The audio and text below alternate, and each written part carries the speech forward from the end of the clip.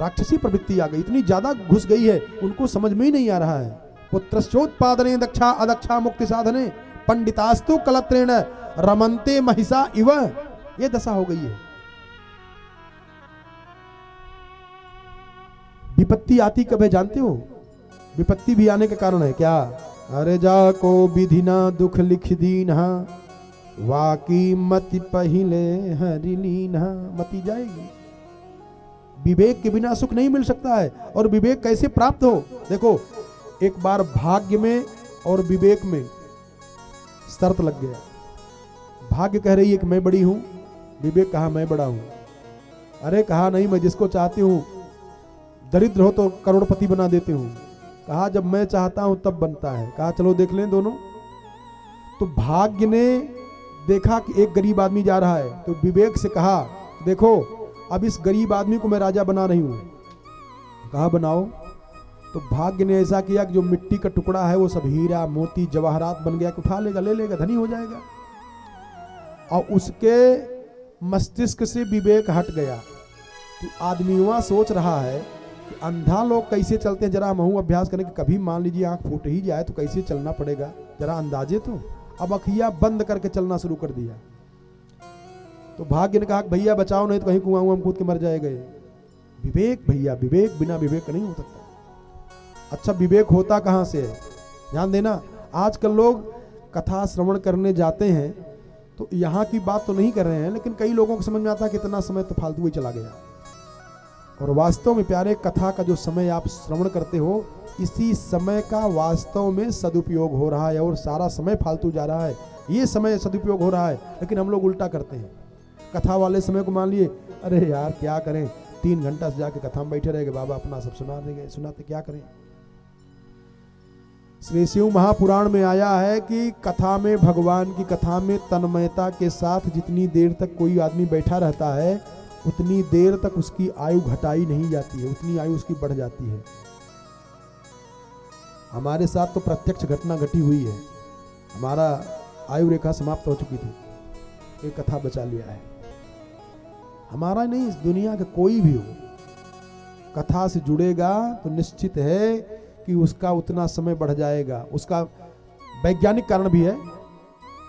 एक कारण बता दें आपको, शिव महापुराण में आया है कि लोगों की आयु दिन पर, वर्ष पर, महीना पर निर्धारित नहीं होती है। इतना दिन जिएगा ये नहीं रहता है। फिर सांस पर निर्धारित है, कितनी सांस ले गए। इसलिए जो कामी होता है, क्रोधी होता है, सांस खत्म कर दिया, जल्दी से टिकट बन गया, निकल गए। इसलिए जो सूक्ष्म शरीर है, प्राणायाम आसन इसको करते रहें, तो जब आप लंबी गहरी सांस लेंगे तो बीमारी से भी बचेंगे और लंबी आयु बनेगी। तो जब कथा में रहेंगे, वैसे खाली बैठे रहेंगे तो बैठ पाएंगे नहीं, कुछ न कुछ बोलेंगे ही बोलेंगे। और जब कथा में रहेंगे तब तो हम ही 3-4 लोग बोलते रहेंगे, चुप रहो बोलो मत। तो कम से कम 3 घंटा तो शांति बनाए रहोगे, कुछ तो राहत मिलेगी। और विवेक प्राप्त कहां से होता है प्यारे, जान लो, एक कलयुग है। पहले के समय में कथा के लिए बड़ा मेहनत करना पड़ता था, तब कथा कोई सुनाता था, कोई सुनता था, और एक सुनाते थे, बस एक श्रोता बना के सुनाते, सबको नहीं बुला के सुनाते थे। आपने देखा, शंकर जी ने सुनाया केवल पार्वती जी को, याज्ञवल्क्य जी ने सुनाया केवल भरद्वाज जी को, काकभुसुंडी जी ने सुनाया, काकभुसुंडी जी ने सुना, गरुड़ जी ने सुनाया। आवाज कलयुग महाराज की महिमा है कि बाजा लगा करके, निमंत्रण दे करके भोजन करा रहे हैं, बुला रहे हैं। फिर भी अरे तुलसी पूरब पापते हरि चर्चा न सुहाए। अगर इस जन्म में पाप नहीं किए हो तो पूर्व जन्म का पाप है जो कथा से मुंह मोड़ देता है। कहा कैसे? कहा जैसे ज्वर के वेग से भूख विदा हुई जाए। बुखार ज्यादा हो जाए ना, भूख नहीं लगती है। विवेक कहाँ मिलता है? इतनी लंबी भूमिका बता रहे हैं, इसलिए विवेक, विवेक पाओ। विवेक कहाँ मिलेगा जान लो, बता रहा हूं। हरे बिनु सतसंग विवेक न हो बिनु सतसंग विवेक न होई। बिनु सतसंग विवेक न होई, बिनु सतसंग विवेक न होई। हरि बिनु सतसंग विवेक न होई, बिनु सतसंग विवेक न होई। अच्छा तो सत्संग मिलेगा कहाँ? कहा कथा जहां होती रहे वहीं चले जाएंगे, वहां पैसा थोड़ी लगता है। पिक्चर हॉल में टिकट लगता है, यहाँ तो टिकटों नहीं लगता है, जो मर्जी कहे वही आके सुन ले। लेकिन हाँ, जैसे ट्रेन जाती है तो ट्रेन में चालू वाले डिब्बों में लटके रहते हैं लोग, और रिजर्वेशन खाली, एसी वाला और खाली ही जा रहा है, लटके पड़े उसी में, टिकट नहीं है इसलिए। ऐसे ही कथा पंडाल में सब थोड़ी आ सकते हैं, आ तो जाएंगे। प्रथम दृष्टिया लगता है कि इसमें कौन सा टिकट लग रहा है, यार आओ पर बैठ के कथा सुनो, ना कोई पैसा देना ना कुछ करना है, सुने सुन गए। लेकिन ना, बिनु सतसंग विवेक न होई, बिनु सतसंग विवेक न होई। टिकट राम कृपा बिनु सुलभ न सोई, राम कृपा बिनु सुलभ न सोई। हरि राम कृपा बिनु सुलभ न सोई, राम कृपा बिनु सुलभ न सोई। इसलिए भगवान की कृपा का टिकट होगा तो कथा सुन पाओगे, नहीं तो बाहर बाहर हो जाओगे। महर्षि जी लिखते हैं कि 14 सहस्राणि रक्षसाम भीम कर्मणाम हतान्यकेन रामेण मानुषेण पदातिना। अकेले ही भगवान ने 14,000 राक्षसों का वध कर दिए मानव रूप में। तस्य सैन्यस्य सर्वस्य खरः शेषो महारथः रक्षसास्त्रिशखराश्चैव रामश्च रिपुसूदनः शिरस्यापातयस्त्रीणि। त्रिशिरा को 3 सर है, उसके तीनों सर को भगवान ने काटा। ये राक्षस है, 3 सर है उसको, संकेत है प्यारे। ये तीनों को शिरस्यापातयत्रीणि वेगवद्भिस्त्रिभिः शरैः, 3 बाणों से भगवान उसको उसके तीनों सिर को काट दिया। हम लोगों को ना एक सिर वाला आता है तो मार देता है, बड़े बड़े विद्वानों को मार देता है एक सिर वाला। 3 सिर वाला आ जाए तो फिर क्या बात है। न चिरात् प्राप्यते लोको पापानां कर्मणां फलम सविनामामिमित्तानां भुक्तानां क्षणदाचरः। भगवान कह रहे हैं कि जो जैसा कर्म करता है सद्यः उसको फल भोगना पड़ता है। देखो यहाँ कह रहे हैं न चिरात् प्राप्यते लोके, इसी जीवन में इसी लोक में अपने द्वारा किए हुए पाप का फल भोगना पड़ जाता है। न चिरात् प्राप्यते लोके पापानां कर्मणां फलम सविषाणामिवान्नानां भुक्तानां क्षणदाचरः। अपने द्वारा किए हुए कर्म का फल भोगना पड़ता है। इसी श्लोक को लेकर के देवी भागवत में महर्षि वेदव्यास जी ने लिखा है, अवश्यमेव भोक्तव्यम कृते कर्म शुभाशुभे। और यहाँ भगवान ने कह दिया कि अपने द्वारा किए हुए पाप अपराध का फल भोगना पड़ता है। जैसे राक्षसों ने किया उसका परिणाम पाए। अद्य मे भिन्न कंटकस्य फेन बुद्ध भाषितम विदारितस्य मद्बाणैर्मही पास्यति शोणितम। खून की नदी बह गई और ततः पावक संकाशम बधाय समरे शरम खरस्य रामो जग्राह ब्रह्मदंडमिवा परम सपपात खरो भूमौ दह्यमानः शरग्निना। नीचे गिर पड़ा और एतस्मिन्नंतरे देवाश्चारणैः सह संगताः रामस्योपरि संहृष्टा वर्षैर्भिस्तन्मास्तदाः। भगवान राम के शरीर में भी काफी बाण लगे।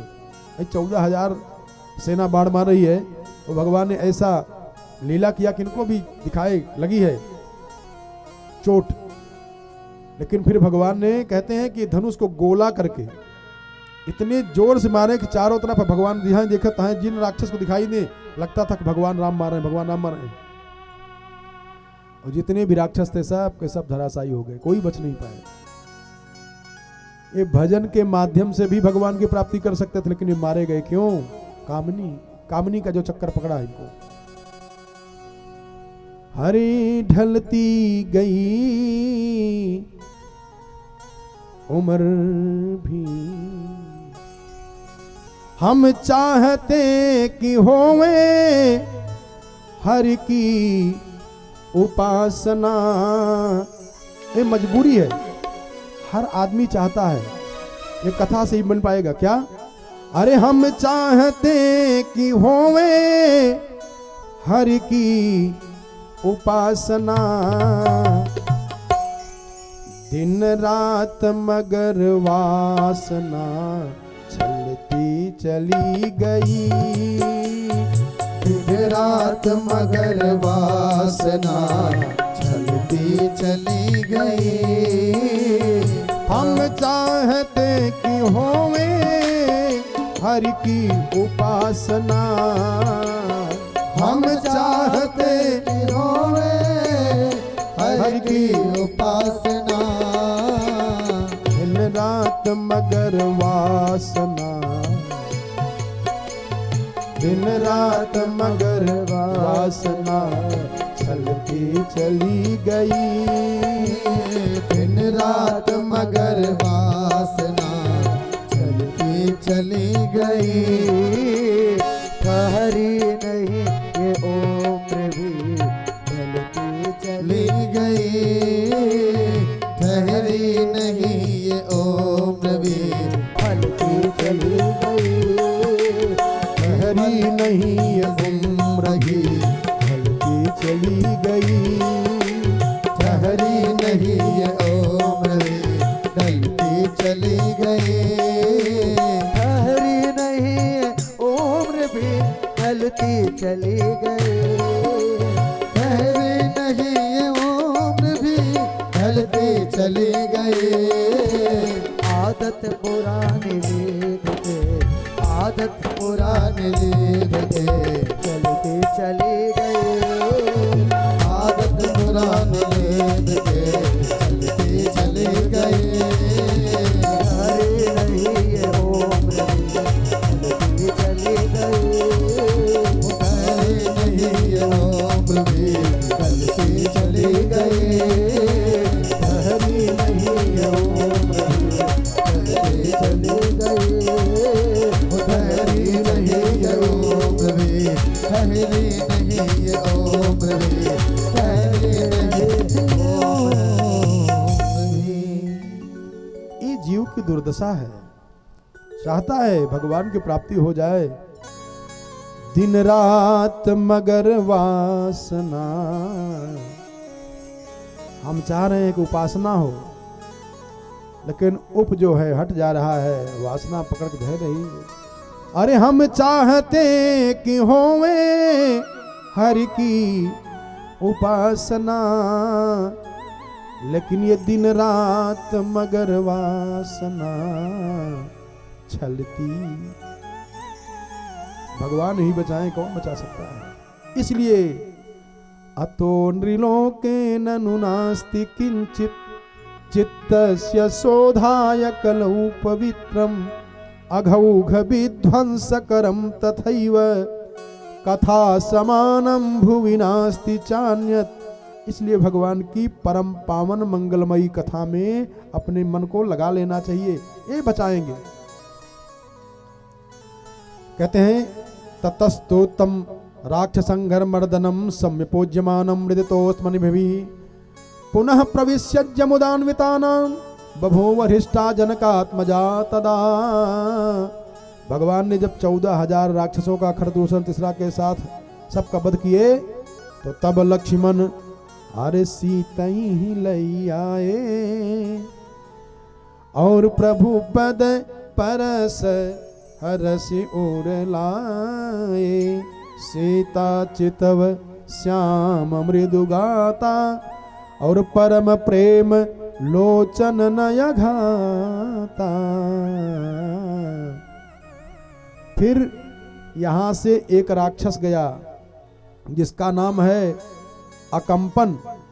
अकंपन जाकर के रावण के सामने प्रकंपित होकर के बोल रहा है,